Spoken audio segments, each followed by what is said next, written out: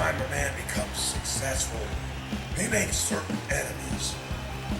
Last week, somebody tried to run me down in my parking lot. And while I don't know who it was, I will spare no expense.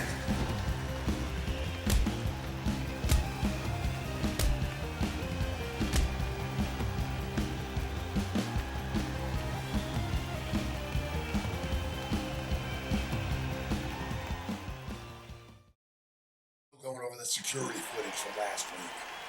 I want to find out who the son of a bitch was. And when I do, we take him out. Don't take this the wrong way, but you're not exactly Santa Claus. You got a lot of people who don't like you. It could be any of them. You let me worry about that. You just watch my back. And once again, Mr. McMahon is being attacked by this masked man. Who is he? And what is his problem with the CEO of the WWE?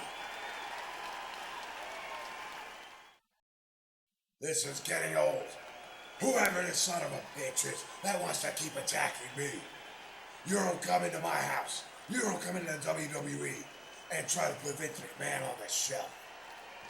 I'm gonna find out if it's a letter. And once again, the attack is on. Where the hell is security? Mr. McMahon, for the third time in a row, is being attacked by this masked man. Who is he? Wait a minute, he's taking off the mask. I don't believe it, it's Mick Foley. The hardcore icon Mick Foley is attacking Mr. McMahon.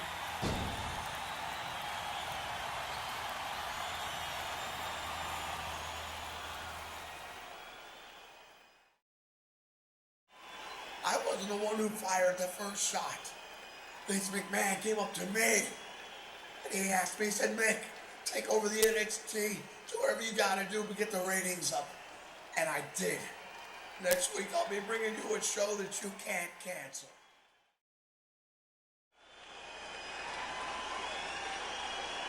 Several months ago, I was put in charge of the NXT brand of wrestling, and I made it something better than it ever was before.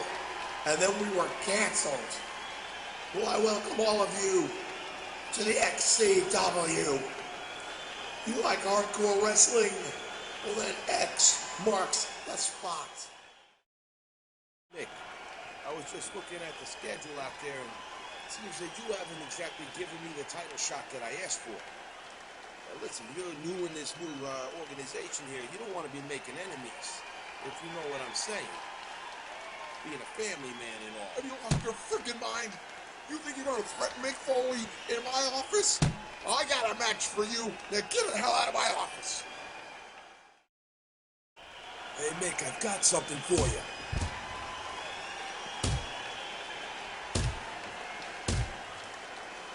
If you're smart, you'll do the right thing, and you'll follow instructions.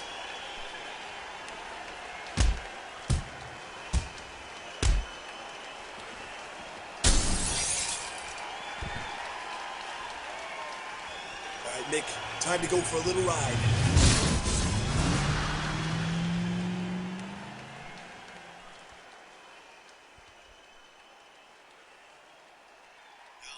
Yeah, it's me. I took care of that thing that we talked about earlier. Yeah, everything went right? That's cool. Nobody knows nothing.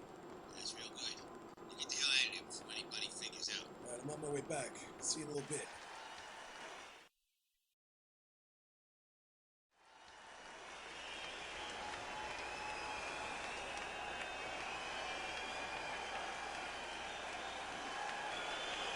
Good evening, ladies and gentlemen.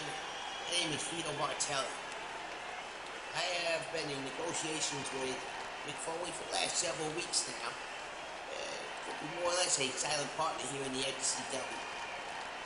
Now, as many of you probably already heard, if you haven't, Mick Foley right now is dealing with some unforeseen health issues that have recently risen in his life. It's a very dangerous business we're in. Wrestling business, that is. Accidents happen all the time. Sometimes in the ring, sometimes on the floor, in the locker room, parking lot. You never really know when an accident's gonna happen. That's the thing about but we do wish him well, and I represent gentlemen who have an interest in the XCW, and they've asked me to take on the day-to-day operations of the business until such time, if ever, Mr. Foley is able to return to his duties. So with that in mind, I want to assure all the wrestlers in the back that I'll be in my office. If they have any concerns or questions, my door is always open. Tonight, Mr. Foley had this vision for a main event. It's a 6-man tag team elimination match. All of the people in the match will be selected at random. Nobody will know who their partners are until the match begins. Then the final 2 members remaining, whether it's on one team or opposite teams, will fight each other for a shot at the Champion of Champions right here on this program next week. Thank you all very much for your time. Hope you enjoy the program tonight. Salute. I heard you wanted to see me about something. I want you to know I don't just drop everything I'm doing because somebody calls me to their office. I am prepared to do you a favor. If you accept my favor, then I'll consider you a friend. Then your enemies would become my enemies. I'll think about it, and I'll get back to you next week.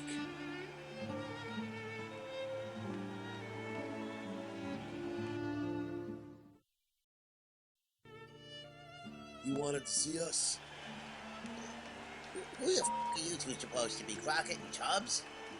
I feel like I'm in a bad episode of Miami Vice. What do you mean, man? These are expensive suits. You ought to know. You paid for them. This is what you two idiots spend my fucking money on. You know, I got other things to worry about right now other than your fucking wardrobe malfunctions. Now, I got a job for you two. And the referee is out. And Red Titus has him down. Wait a minute, that's one of Bartelli's goons. What the hell's going on here? And Red Titus is being beat to a pulp.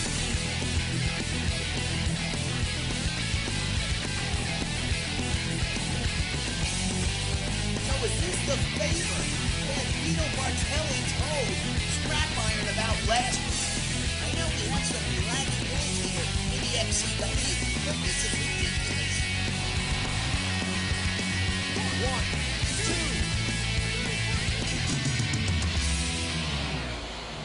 Here is your winner, and still champion of champions, You know, I've seen it all in this business, but never this. Did we just witness the first hit in professional wrestling?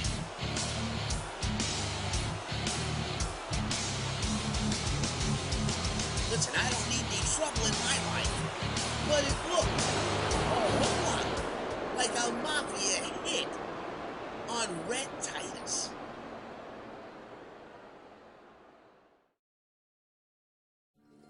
It's not that I'm not grateful, but we said that I was going to be the XCW champion. Alright, but sometimes plans, they change, you know? Right now, there's some other things going on. Look, I don't want you to think for a minute I don't appreciate everything you've done for me. I do. It's just, I've been wanting to get these opportunities, and I figured, you know, maybe you could help me. Trust me and be patient, alright? Hey, phase 1 has gone exactly the way we planned it, alright? Now I'm going to pick up my first payment. You guys keep everything open. What the f*** was that? Boss, you alright? Somebody want to tell me what the f*** just happened? Yeah, I don't know. You better f***ing find out. What am I paying you f***ing idiots for? F***ing car blows up in my own f***ing garage? Are you kidding me?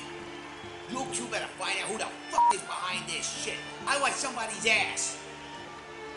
Just relax. We're gonna find out who did this, alright? Give us a little time. Bullshit. Meantime, I'm gonna go check on our mutual friend, make sure he's still in the hospital.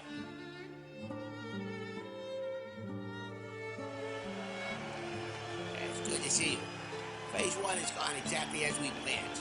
We'll be happy with phase 2.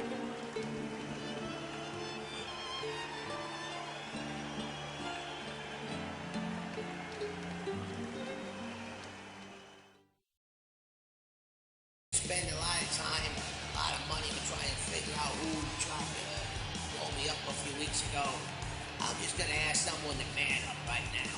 Come out here and face me. I don't believe it. That's the hardcore legend, Terry Funk. Sometimes in this world, when you search for the truth, you find out more than you wanted to. You see, I know who's responsible for what happened to you. Yo, Terry, you've been in this business a long time. Why don't you do the right thing and tell me who did it? Because I'm gonna find out sooner or later anyway, and somebody's gonna get hurt. Someone already got hurt. Tonight, someone else is going to get hurt, and you will have the answer to all your questions. Vito Bartelli would have you believe this is just business. Tonight, Terry Funk made it clear it's very personal.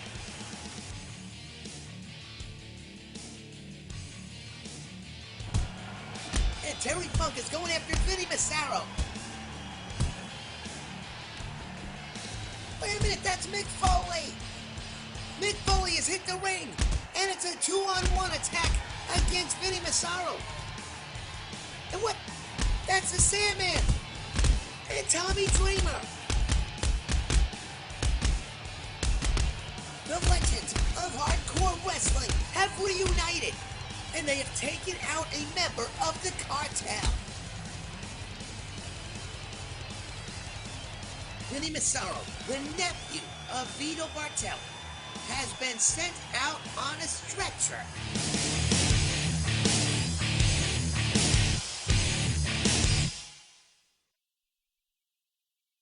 The only reason I agreed to meet you here is because we expect you to say you're going to walk away from the XCW. Walk away? Are you out of your mind?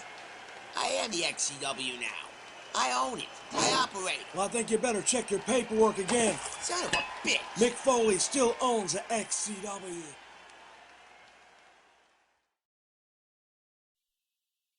Whether he remembers it or not, I have a power of attorney from Mick Foley, which says I operate this organization. And what happened to my nephew, as far as I'm concerned, that was business. But now, it's get... You want to talk about what's personal? I'm going to tell you right now, we met your family. Now, you got to deal with mine. Oh yeah, you want to be a tough guy, huh? 4 against 1. Why don't you come in the ring? Why don't you come and show me how tough you really are, you old fucking son of a bitch? This is just the beginning, mark my words. Hey, wait a minute, security has just apprehended Mick Foley. He's in handcuffs. Mick Foley is being taken out of the XCW. Who owns the XCW? Is it Mick Foley? Is it Vito Bartelli?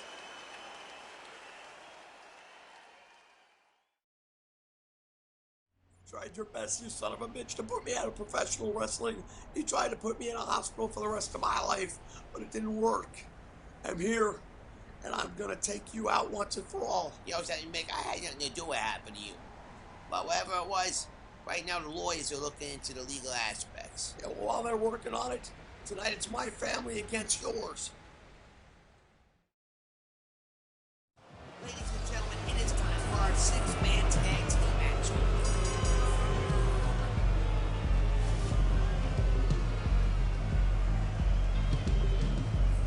These 3 men have made their appearance and their presence known here in the XCW for the past 3 months. It has been alleged, but not proven, that they were the men behind the assault on Mick Foley that hospitalized him for the past 3 months in serious condition in a medically induced coma at one point in time. And the Hardcore Warriors are victorious. We are expecting to hear more next week on the current ownership of the XCW. It's been tied up in litigation. Is it still Mick Foley? Or is it Vito Bartelli?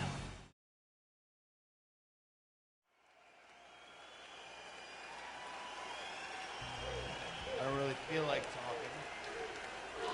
But since they're too scared to let me do anything else tonight, because I've been in a bit of a mood lately, I guess I will. Hi, I'm Dean Ambrose. And if you're wondering if you should believe the hype, yeah, You should. I'm every bit as good as they say I am. Everything you've heard is true and more. I'm one in a million. Best in the world is just a gimmick. I'm better than the best. I actually am as good as everybody else pretends to be. It's scary. So yeah, it's pretty good to be me. But if there's one thing that I can't stand that makes my blood boil, it's being ignored. I'm being ignored. Even when I yell and scream and beg as loud as I can for a match, that's not gonna happen. A match that's not gonna happen because someone knows that he will never beat me. Someone knows that I'm an indestructible wrestling machine and I get better every day, that I know every trick in his book, that I know counters to his counters, that I'm on another level. But that's fine because someone can just sit there at that table every week and watch me be better than he ever was. Ladies and gentlemen, after weeks of litigation, it has been decided by the 5th District Court of Appeals here in Philadelphia, Pennsylvania, that the case of Foley versus Bartelli will be as follows. The very Honorable Clarence Mason has decided that despite the fact that Vito Bartelli has produced a power of attorney that appears that it may have been signed by Mick Foley, he is not completely convinced. However, he is also not completely convinced that it wasn't. Therefore, he has split ownership responsibilities of the XCW equally between Vito Bartelli and Mick Foley. Since both parties have shown an aggression towards one another and an inability to work together, each week one of the two will have control of the operating procedures of the XCW. Next week, Mick Foley will be here and in charge of XCW. Following week will be Vito Bartelli, and that will alternate back and forth, with both men having shared rights for any pay-per-views.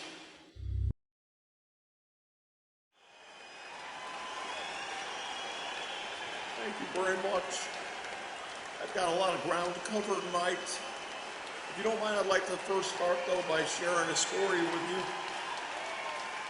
This one goes way back to when Mick Foley was a 10-year-old boy.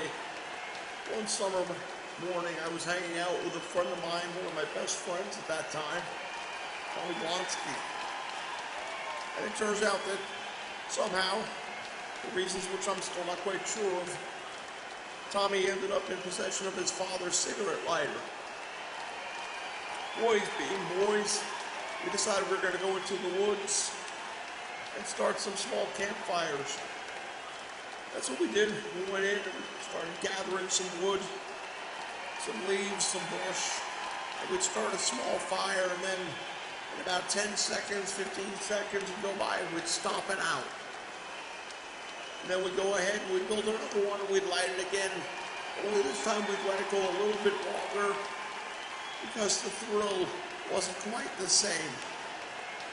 And we'd once again watch it as it grew, and we'd stomp it out. We kept on doing this over and over and over again. I'm pretty sure you can see where this is headed. Once we got to about 25 seconds, we came across a fire that, quite frankly, we couldn't stop. We stomped on it repeatedly, but instead of putting it out, it just continued to grow. It got bigger and bigger, until finally a moment arose where Tommy Blonsky and I looked at each other, and in a moment that can only be described as the closest thing 10-year-olds will ever know to having an epiphany, we came to what we decided was a pretty mutual and fairly brilliant decision and game plan. We ran. We ran straight across the street, 3 doors down to my house. Ran in the front door, and I said, "Mommy, Mommy, Tommy and I were just going past the woods and they're on fire. So my mother, being the quick thinker that she's always been, called the fire department and they came out and were able to put the flames out. I don't know why I ever thought that I covered my tracks so well with that story, because some 6 years later, during a casual conversation with my mom, she made it clear that she always knew that Tommy and I set that fire. The reason I share that story with you all, but more importantly, to you, Vito, because I know you're listening, I know you're watching, you're playing with fire. You've been playing with it, but now it's gotten a little too big. You're no longer in control, and the thing about fire is once it takes off, it has a special way of consuming you. Fire, once it gets loose, has its own life. The big difference, Vito, between my story and yours is Tommy and I, we were able to get away. The fire you've set is going to surround you, and it is going to burn you to the ground. I'll tell you something right now, Vito, make no mistake about it. When this is all said and done, when the smoke finally clears from the fire you set, when the dust settles and the ashes settle on what's left of your miserable life, and you look around at all the wreckage that was your life, that was your family, I want you to remember, you're the one that started this fire. It's gonna burn you down. And I'm gonna watch it. Hell, I'm gonna be there to pour gasoline on it. This week I'm in charge. So just so you understand, this week it's gonna be your boys against my boys.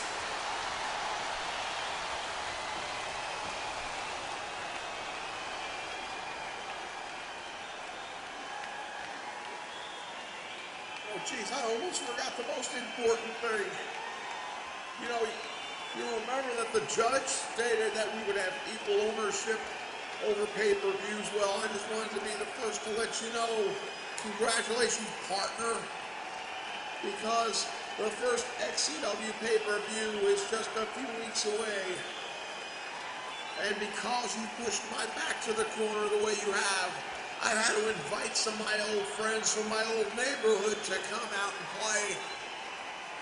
So that pay-per-view will be called Hardcore Uproar. And I also want to take a quick moment to address one other issue. You see, Vito, you don't have the ability to think things through. You look at the moment instead of the big picture.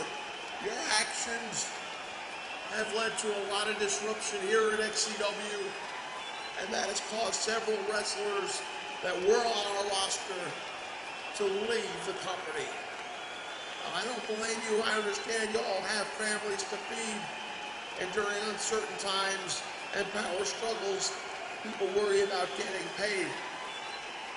Guys like Bo Rotundo and Husky Harris, you guys have been around since we were the NXT. I appreciate everything you've done, and I wish you the best in your future endeavors. There is one guy, however, came out here last week shooting his mouth off. And that one man, you know who you are.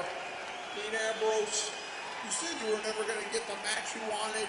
Well, I guess we'll never know, because I have a funny feeling you realize that things around here were going to be a little too tough for you. So wherever it is you've got to, wherever it is you may turn up, just remember, we all know you weren't tough enough to be extreme.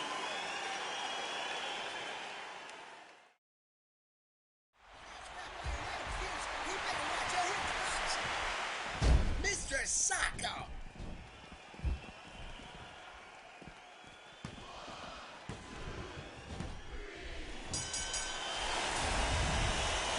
And that's the 3 count, ladies and gentlemen. That is just a taste of what we're going to be seeing at Hardcore Uproar. Guaranteed you'll see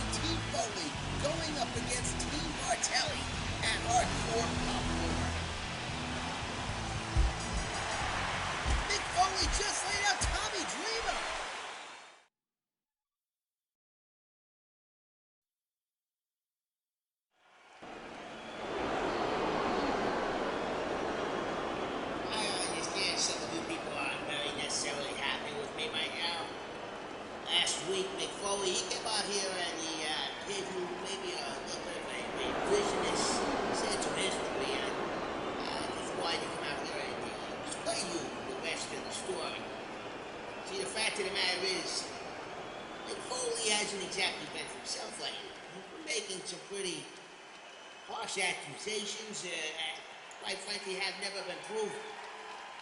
Now, in light of Mr. Foley's recent behaviors, which was exemplified perfectly last week when he turned on a very good friend of his, Tommy Dreamer, at the conclusion of a match which Tommy Dreamer stood by his side, fought with him, I've had no alternative but to return to the 5th District Court here in Philadelphia, Pennsylvania. And I've once again petitioned Judge Mason to move with a vote of no confidence right now. And it is our shared opinion after watching the video that Mick Foley is no longer able to make rash decisions that may or may not be in the best interest of XCW. So next week when Mick Foley takes over his last week here at XCW, he will come out and he will announce that he is no longer in any way owner of XCW. Don't worry about Mick, he's going to be financially compensated for his part of the company, but he won't have anything else to do with XCW after next week. Now, I don't want you to think this decision was rendered simply based on him taking a cheap shot on a longtime friend. The fact of the matter is, there have been a series of events in Mick's life lately that you may not all know about. I've got some video that I'd like to share with you people right now. Back. Oh, you remember this? I do. Hey, John. Hey. Pete Ambrose, FCW. Nice to meet you. We never met before. This was, I didn't think this opportunity to come over here and tell you something. Sorry, since we never met. I think you about killed me. I And killed you him. ruined a generation. You're responsible for a lot of this wrong.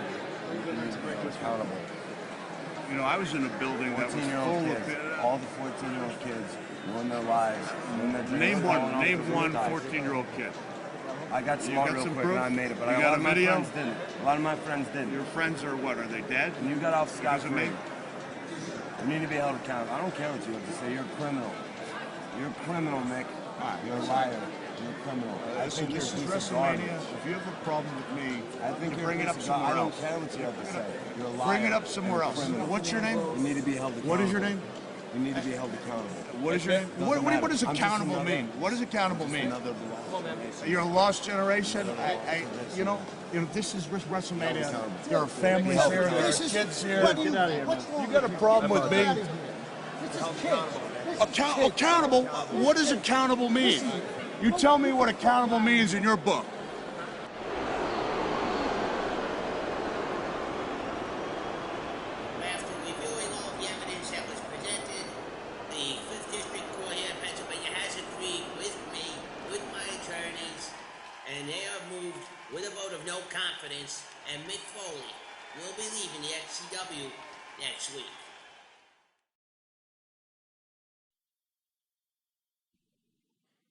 Ladies and gentlemen, it's with great sadness that I have to ask Mick Foley to please come out here in compliance with the District Court's decision and render your resignation.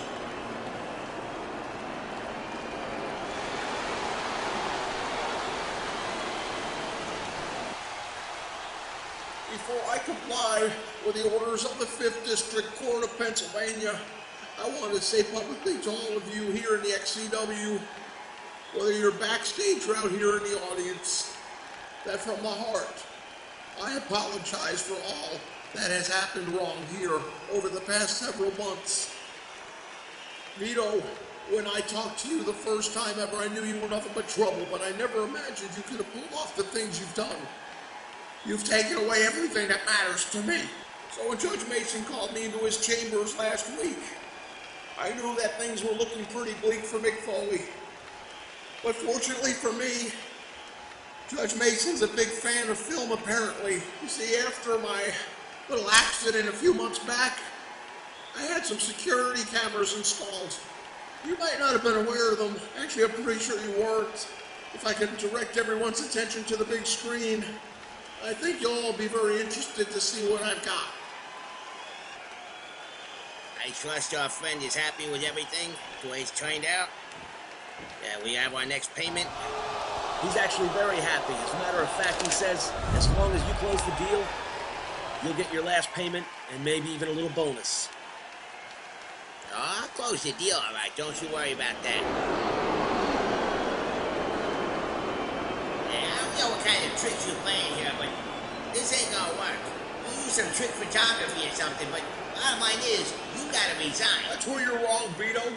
Because after seeing that video, Judge Mason determined I don't have to resign. As a matter of fact, he's decided that the ownership issue of XCW is going to be reinvestigated, and he is looking at possible alternatives to our joint ownership agreement. Oh, we just admitted. That's Tommy Dreamer. Tommy Dreamer with a steel chair on one half of the owners of the XCW. Did you see his shirt? Tommy Dreamer. He's wearing a hardcore Hitman shirt. He has turned his back on Mick Foley. Now what? It's Dean Ambrose. Dean Ambrose is back with that. He left to go to FCW. We'll be back after these words.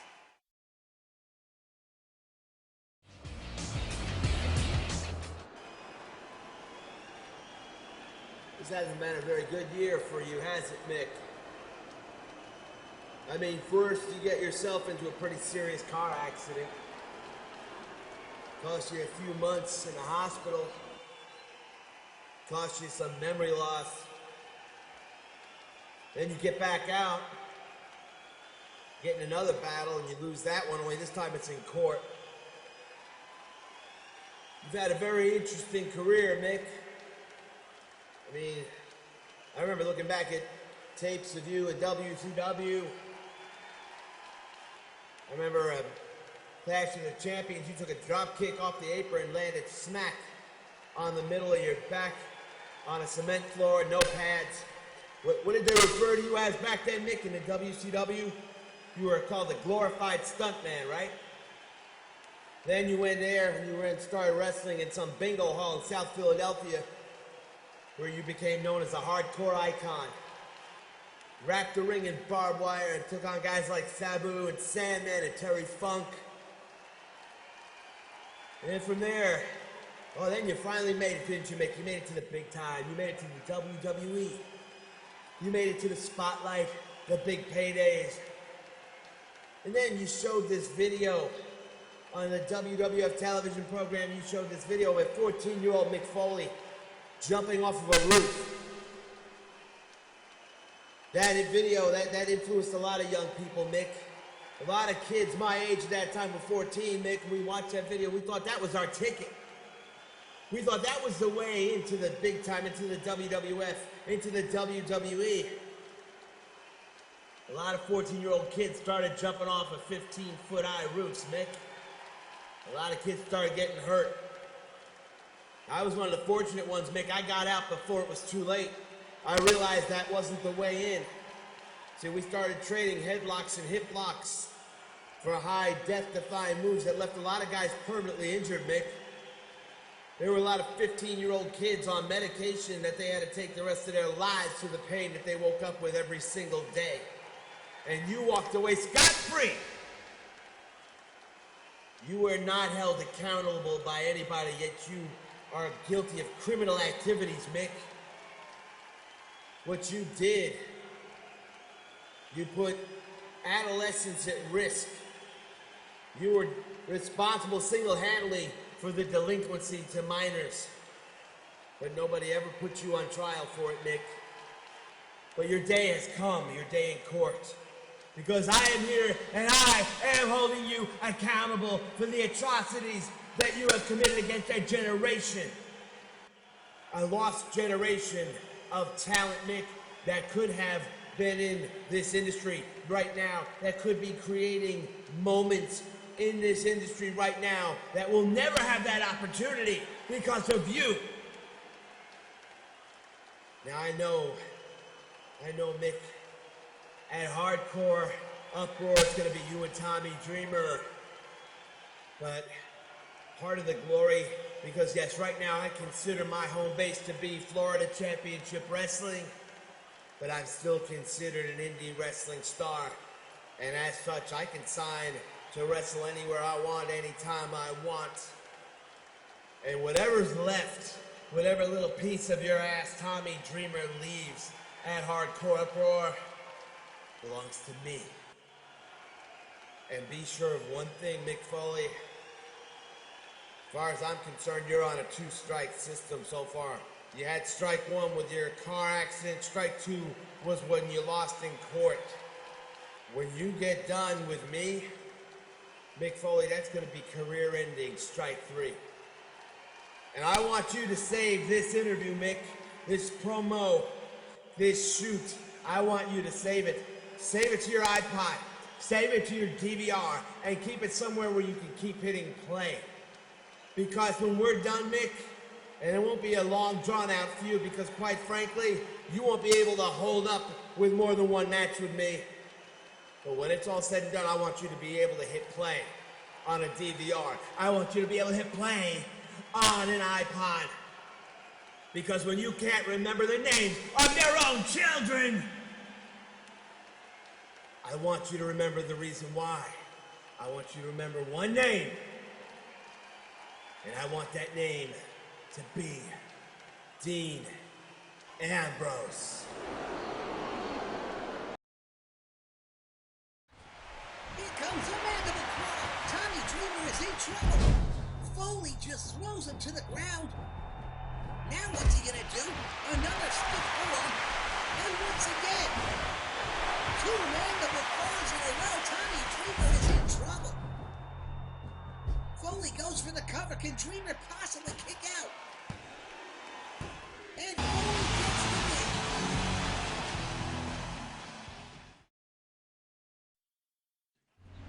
Hey, look, I know it didn't exactly go the way we was expecting it to. That's all right.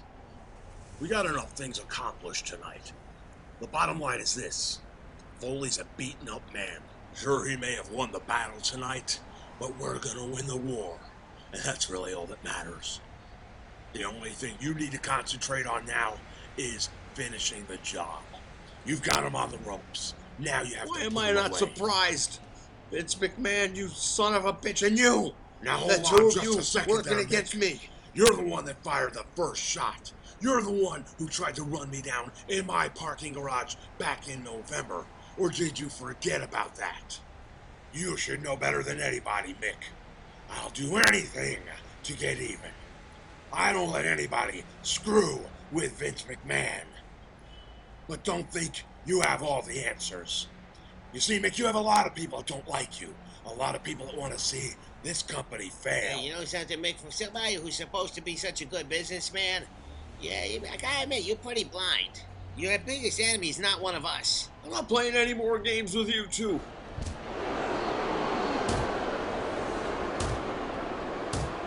You stole my life, my money, my legacy!